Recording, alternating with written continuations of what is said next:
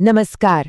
आज हम एक बहुत ही पुराने, करीब 4 अरब साल पुराने एक अनसुलझे रहस्य की परतें खोलने जा रहे हैं।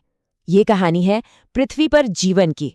सोचिए, एक अकेली छोटी सी कोशिका से लेकर आज पृथ्वी पर मौजूद हर एक जीव तक, आखिर जीवन ने विकास की इतनी बड़ी पहेली को सुलझाया कैसे? ये एक ऐसा सफर है जो हमें वक्त की शुरुआत में ले जाएगा। तो चलिए इस अविश्वसनीय रहस्य की गहराइयों में उतरते हैं। तो देखिए, किसी भी जांच की शुरुआत होती है घटना स्थल से, और जीवन के मामले में वो घटना स्थल था हमारा शुरुआती ग्रह, हमारी पृथ्वी। जरा इस टाइमलाइन पर गौर कीजिए। 4.5 अरब साल पहले पृथ्वी बनी और फिर करीब 4 अरब साल पहले जाकर जीवन के पहले निशान मिले। मतलब बीच में पूरे 50 करोड़ साल का फासला। इतने सालों तक हमारा ग्रह बिल्कुल बेजान था। सोचिए, एक ऐसा वायुमंडल जो मीथेन, अमोनिया और जल वाष्प जैसी जहरीली गैसों से भरा हुआ था। तो इस केस में जो पहला बड़ा सुराग हाथ लगा वो था केमिकल इवोल्यूशन का सिद्धांत। ओपेरन और हैल्डन ने यह आइडिया दिया था। उनका कहना था कि जीवन कहीं बाहर से नहीं आया, बल्कि यहीं हमारी पृथ्वी पर पुराने महासागरों के उस केमिकल सूप में ही निर्जीव चीजों से पैदा हुआ था। और इस थ्योरी को सिर्फ कागजों तक ही सीमित नहीं रखा गया। यहाँ जो बात सबसे दिलचस्प है वो ये कि 1953 में यूरे और मिलर नाम के वैज्ञानिकों ने लैब के अंदर शुरुआती पृथ्वी जैसे ही हालात बनाए। उन्होंने उस केमिकल सूप में बिजली के झटके दिए, बिल्कुल वैसे ही जैसे तब बिजली कड़कती होगी। और जानते हैं क्या हुआ? वो अमीनो एसिड बनाने में कामयाब हो गए। वही अमीनो एसिड जो जीवन के बिल्डिंग ब्लॉक्स हैं। अब जैसा कि हर अच्छी मिस्ट्री में होता है, सच्चाई तक का रास्ता हमेशा सीधा नहीं होता। रास्ते में कई दिलचस्प मोड़ आए, कई ऐसी थ्योरीज आईं जो सुनने में तो सही लगी पर थीं गलत। तो सबसे पहला शक गया स्पॉन्टेनियस जनरेशन की थ्योरी पर। मतलब ये मानना कि जीवन बस यूं ही अपने आप सड़ी गली चीजों जैसे भूसे या कीचड़ से पैदा हो जाता है। लेकिन ये आइडिया ज्यादा दिन नहीं टिका। लुई पास्चर ने अपने एक्सपेरिमेंट से ये साबित कर दिया कि भाई ऐसा नहीं होता, जीवन सिर्फ पहले से मौजूद जीवन से ही आ सकता है। एक और गलत मोड़ था लैमार्कवाद का सिद्धांत। ये थ्योरी कहती थी कि कोई भी जीव अपनी जिंदगी में जो गुण हासिल करता है वो उसके बच्चों में चला जाता है। जैसे मान लीजिए एक जिराफ अपनी गर्दन को ऊंचा खींचता रहा तो उसके बच्चों की गर्दन लंबी पैदा होगी। सुनने में दिलचस्प है, पर यह भी एक बंद गली साबित हुई। तो इन सब गलत रास्तों और बंद गलियों के बाद केस में एक जबरदस्त ब्रेक थ्रू आया, और ये ब्रेक थ्रू लेकर आए हमारे मास्टर डिटेक्टिव चार्ल्स डार्विन। तो डार्विन का आइडिया, जिसे हम नेचुरल सिलेक्शन कहते हैं, वो असल में एक बहुत ही सरल 4 स्टेप का लॉजिक है। पहला, जीव अपनी जरूरत से ज्यादा बच्चे पैदा करते हैं। दूसरा, हर बच्चा दूसरे से थोड़ा अलग होता है।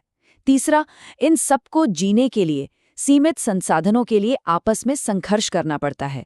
और चौथा, इस संघर्ष में वही जीतता है, वही जिंदा रहता है जिसके पास अपने माहौल के हिसाब से सबसे फायदेमंद गुण होते हैं। और फिर वही अपने इन गुणों को अगली पीढ़ी तक पहुंचाता है। लेकिन देखिए, एक बड़ी थ्योरी को बड़े सबूतों की भी जरूरत होती है। और इवोल्यूशन के मामले में जो फोरेंसिक फाइल है ना, वो बहुत ही मोटी और सबूतों से भरी हुई है। इसका एक बेहतरीन उदाहरण है ये। देखिए, 2 तरह के अंग होते हैं, होमोलॉगस और एनालॉगस। होमोलॉगस यानी वो अंग जिनकी बनावट तो एक जैसी है पर काम अलग अलग, जैसे इंसान का हाथ, व्हेल का फ्लिपर और चमगादड़ का पंख। इनकी हड्डियां एक जैसी हैं, जो बताती हैं कि इनका पूर्वज एक ही था। ये एक तरह की पारिवारिक निशानी है। और इसी सिद्धांत को हम अडैप्टिव रेडिएशन में काम करते हुए देखते हैं। इसमें होता क्या है कि एक ही पूर्वज से निकली प्रजातियां अलग अलग माहौल में जाकर वहां की जरूरतों को पूरा करने के लिए अलग अलग रूपों में ढल जाती हैं। इसका सबसे क्लासिक केस है ऑस्ट्रेलिया के मार्सूपियल्स का। एक ही पूर्वज पर रास्ते कितने सारे। अब जरा इसका उल्टा देखिए, जिसे हम कन्वर्जेंट एवोल्यूशन कहते हैं। यहाँ पर अलग अलग वंश के जानवर जब एक जैसे माहौल में रहते हैं तो एक जैसी समस्याओं के लिए एक जैसे समाधान निकाल लेते हैं।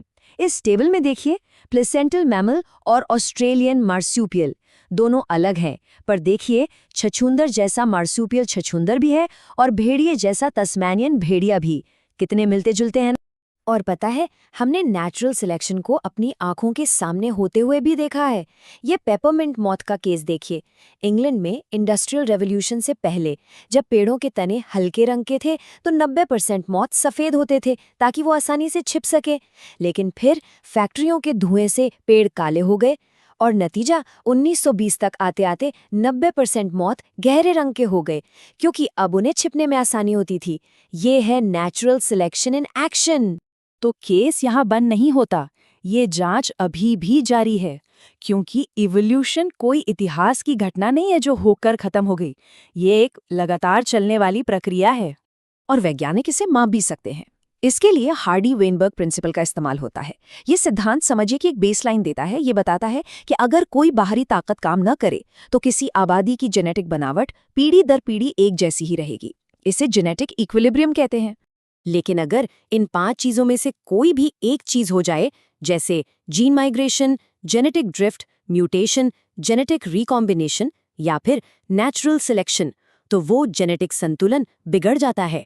और जैसे ही ये संतुलन बिगड़ा, समझिए कि इवोल्यूशन हो रहा है।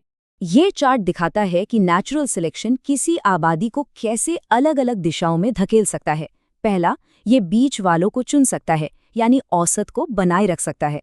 दूसरा, ये किसी एक तरफ झुक सकता है, मतलब किसी एक खास गुण को बढ़ावा दे सकता है। या फिर तीसरा, ये दोनों किनारों को चुन सकता है और बीच वालों को हटा सकता है, जिससे आबादी 2 हिस्सों में बंट सकती है। चलिए, अब आखिर में इस जासूसी लेंस का फोकस खुद हम पर करते हैं और देखते हैं कि ये पूरी कहानी हम इंसानों तक कैसे पहुंची। इस टाइमलाइन पर एक नज़र डालिए। ये हमारी अपनी कहानी है। 1.5 करोड़ साल पहले ड्रायोपिथेकस से लेकर सीधे चलने वाले प्राइमेट्स, पत्थर के हथियार इस्तेमाल करने वाले ऑस्ट्रेलोपिथेकस, आग का इस्तेमाल करने वाले होमो इरेक्टस और फिर निएंडरथैल से होते हुए 10,000 साल पहले खेती करने वाले हम यानी होमो सेपियंस तक। ये पूरा सफ़र फॉसिल्स में सबूतों के साथ लिखा हुआ है। तो एक अकेली कोशिका से लेकर हम तक का ये सफ़र, सबूत बिल्कुल साफ है। लेकिन ये कहानी अभी खत्म नहीं हुई है। और यही बात एक आखिरी सोचने पर मजबूर कर देने वाला सवाल छोड़ जाती है।